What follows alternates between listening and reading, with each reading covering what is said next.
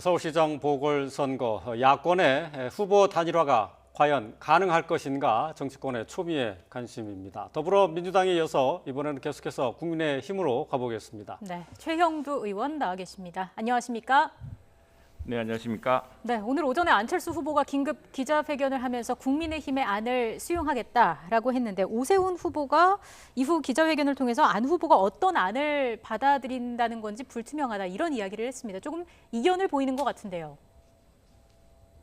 지금 양 후보로서는 사실은 참 정치적 명운을 건 그런 마지막 승부수를 좀 던지고 있는 겁니다. 그런데 예. 지금 양 후보 모두 공이 지난 10년간 사실은 그 한 분은 이제 후보를 양보함으로써 또 한 분은 또 무상급식을 둘러싼 주민투표를 통해서 진퇴를 스스로 결정함으로써 지금 지난 10년간 민주당 시장 결국 이 도덕적 위기, 도덕적 파탄을 부른 민주당 시장 시대를 어떻게 보면은 원인을 멀리 제공한 분들이어서 이분들이 반드시 서울시장 선거에서는 보궐선거에서는 누구든 단일화해서 이겨야 된다는 그런 분명한 각오가 있기 때문에 단일화는 분명히 될 거라 봅니다. 다만 지금 워낙 두 분이 그 아주 정말 박빙의 상태로 서로 경합하다 보니까 어떤 조사 방법이 어떻게 영향을 미칠까 그런 것들을 후보자 본인도 후보자 본인이지만 후보자의 그 자문 그룹들에서도 많이들 걱정하고 해서 그래서 자꾸 방법론 하나를 가지고 세심하게 이렇게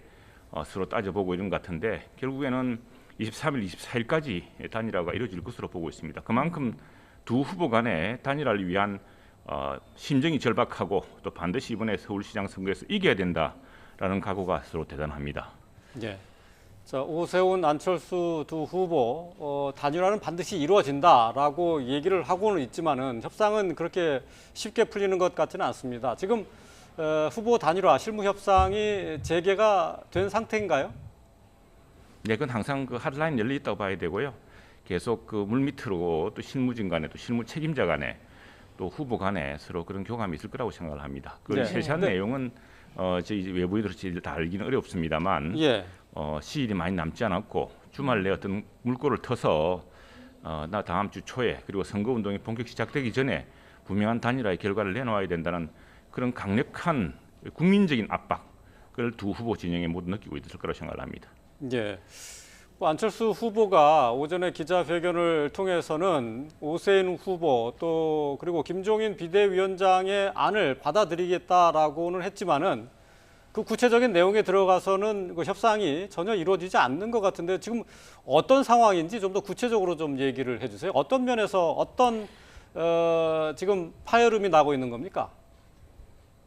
그 파열음이라기까지는 뭐 좀 묘사하기는 그런데요. 이제 조사 방법론에 대해서 아까 안철수 후보가 아침에 이야기를 했습니다만 그 유선 전화 부분을 수용하겠다고 했던 부분이 있고 유선 전화에 따라서 응답자의 구성이 달라지는 측면이 있습니다. 이건 뭐 여론조사 전문가들이 오히려 그 민감하게 이제 반응할 부분이고 거기에 따라서 과연 이게 지금 그 유권자 지지 구성상 어느 쪽이 조금 유리할 것이냐. 지금 두 분의 그 격차라는 것이 뭐 오차 범위 밖에 크게 나 있는 그런 격차라기보다는 상당히 박빙이라고 일반적으로 예상되고 있기 때문에 그런 것들을 둘러싼 방법론인데 여론조사의 구체적인 방법론 사안이기 때문에 사실 일반인이나 외부로서는 조금 이해하기 어려운 측면도 있습니다. 뭘 네. 그런 걸 가지고 하나 빨리 좀 단일화를 이루어야지 하겠지만 그러나 양 후보 진영의 참모들 특히 선거 전략을 결정할 참모들이나 이분들로서는 문구 하나 여론조사에 경쟁력이라는 문구가 들어가느냐 또는 여론조사의 그 유선 전화번호가 몇 %냐 하는 이런 것들이 후보자를 지지하는 일반적인 지지 구성을 보자면은 그 여론조사 결과에 어느 정도 영향을 미칠 수 있다. 아까도 말씀드렸다시피 지금 두 후보 간의 각축이 아주 치열하니까 문구 하나, 방법 하나가 큰 이제 세심한 신경전의 대상이 되고 있는 것이라 생각합니다. 예. 그러나 뭐 말씀드렸다시피 분명하게 단일화하지 않으면은 이번 선거 특히나 서울시장 민주당 시장의 도덕적 파탄으로까지 이어진 도시의 국제 경쟁력까지 또 저하되지 않았습니까? 이런 네. 책임을 지고 있는 두 분이기 때문에 그 책임을 반드시 다시 메꾸기 위해서 단일화를 이뤄낼 겁니다. 아주 지금 문제는 뭐 협상이라는 건 항상 이 디테일을 둘러싸고서 밀고 당기기가 이어지기 마련입니다. 그렇게 보고 있습니다. 예. 단일화 의지는 분명해 보이고요. 하지만 또 만에 하나의 수도 생각을 해야 할 것 같은데 정말 최악의 경우에는 안 될 가능성도 생각을 하고 계신 건가요?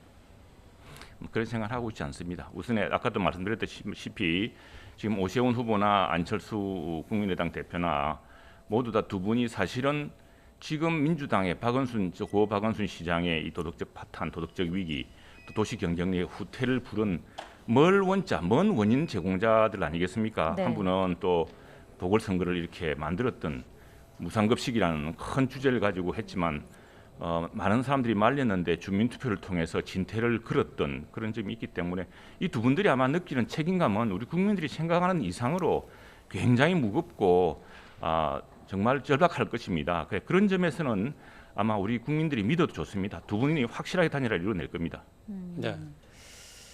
단일화를 앞두고 김종인 비대위원장하고 안철수 후보 측 도를 넘는 설전도 있었는데 말이죠. 당 내에서도 비판이 좀 있죠. 역시 이제 이런 문제 치열한 접전이 신경이 있다 보면은 말 한마디가 다르고 다르고 또 서로 신경을 거슬리고 하는 것인데 사실은 당사자들 사이에서는 이게 치열한 문제라기보다는 오히려 그 주변 참모들 또 주변을 지켜보는 사람들이 마음이 워낙 조마조마하기 때문에 이런 것들이 큰 판을 어긋나게 하지 않을까, 이런 것들이 어떤 더 감정적인 결렬로 가지 않을까라는 걱정 때문에 그런 것 같습니다. 근데 실제로 당사자들 사이에서 이제 오히려 그런 것들이 격한 반응으로 이어지고 하는 과정인데 더 이상 그런 그 악순환은 이어지지 않을 것으로 보고, 또 오늘 중진들이 만나서 우리 비대위원장도 만나고 이렇게 만나서 또 안철수 대표에게도 또 그런 의견들이 전달되고 있으니까 그런 걱정들이 다 반영이 되어서 그런 약간의 파열음 같은 것이 확대되지는 않을 것입니다. 그건 뭐 워낙 지금 촉각들을 곤두세우고 있으니까, 또 이게 직접 당사자의 말보다는 전언을 통한 어떤 약간의 곡해, 오해 뭐 이런 것도 있을 수 있어서 네. 그런 것들은 이 단일화를 통해서 다 함께 풀어내야 될 과제라고 생각합니다. 예. 자, 그리고 안철수 후보가 선거 후에 합당의 뜻을 밝혔습니다마는 지금 갈등을 보이고 있는 국민의힘과 국민의당이 화학적 결합이 가능할 것이냐, 하나의 팀으로 좀 어우러질 수 있을 것이냐에 대한 의문도 제기가 되고 있거든요. 이게 선거만을 위한 합종 연횡 아니냐, 이런 지적에 대해서는 어떤 말씀 해주시겠습니까?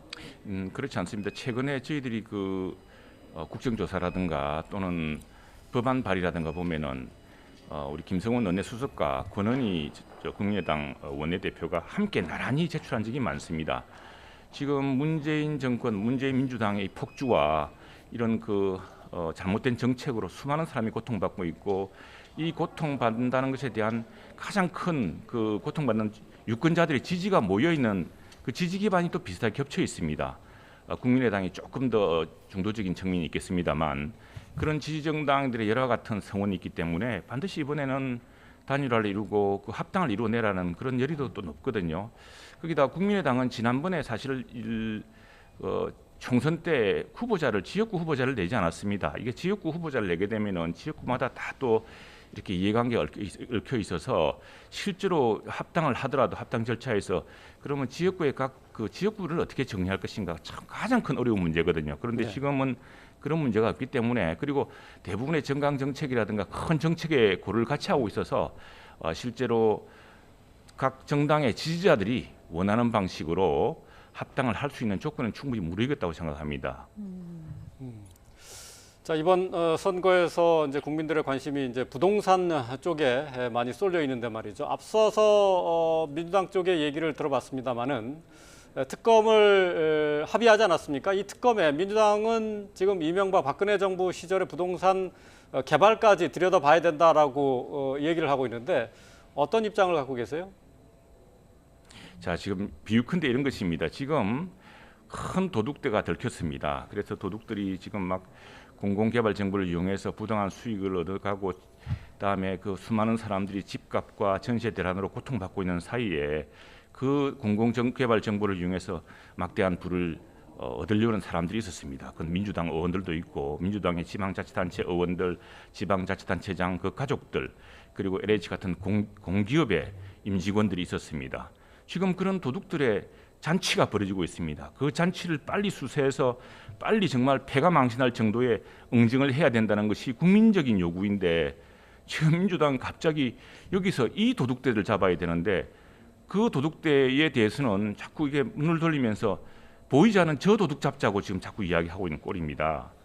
그래서 우리는 처음부터 사실은 이걸 할 때 지금 지난번에 국민들이 실망한 것이 정부가 뭐 합동조사단이 뭐니 해서 더 들썩하게 했는데 결국엔 수명도 안 되는 사실은 태산명동 서일필 같은 결과를 가져오지 않았습니까? 그것이 더 국민들의 분노를 자아냈는데 네. 우리가 당초 요구했던 것은 수사 경험이 많은 검찰과 감사원까지 해서 정말 전격적인 그 부동산 투기 조사가 이루어져야 된다 그랬는데 그걸 피하기 위해서 민주당이 특검을 하자고 했던 것인데 특검이라는 것이 아시다시피 한 달 이상의 준비 기간이 걸립니다. 누구나 국민들이 다 짐작하듯이 이건 4월 7일 보궐선거를 넘기기 위한 네. 그런 꼽수다라는 생각들이 국민들의 생각이고요. 손바닥으로 하늘을 가릴 수 없습니다. 그리고 저 1기, 2기 신도시 이 투기 문제는 당시 윤석열 총장이 일선 검사일 때 합동조사로 다 수사를 했던 부분입니다. 예. 그런 부분들이기 때문에 예, 새삼 지금 그것들 뭐 추가로 드러난다면 못할 것도 없지만 예. 예, 지금 당장 벌어지고 있는 이 알겠습니다. 도둑들의 잔치를 빨리 때려잡아야겠습니다. 예, 네, 알겠습니다. 앞서 민주당과의 형평성을 위해서 오늘 말씀은 여기까지 좀 듣겠습니다. 국민의힘 중앙선대위 최형두 대변인과 함께 이야기 나눴습니다. 오늘 말씀 고맙습니다. 네, 감사합니다.